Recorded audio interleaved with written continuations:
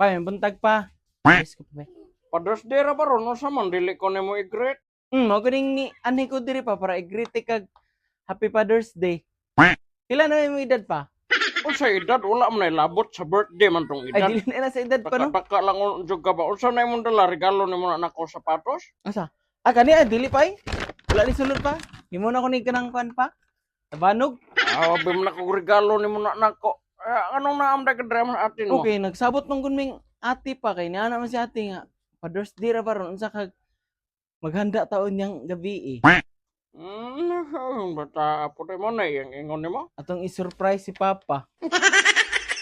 Uy nga ate pa. To, sabot niya. Sige, i-surprise na to si Papa. Mo to, i-surprise ka na mo niyang gabi pa nga. Nag-order mig kuan, litson og cake. Kudili pa ka shock si Papa no kay first time ra pa na niya siguro kuan di. Ma-surprise. Ayong ka kuan niya ba ha? Sigma, kuan ka niya pa ba? Shock. Onya unsa pa maingon ni ate nimo ba? Dili kay niya naman si ate. Kuan na lang. Agi po na namog pasalamat sa imo ha pa nga. Nakahuman gyud mig kuan pa, dikir. Oh, salamat kay boy.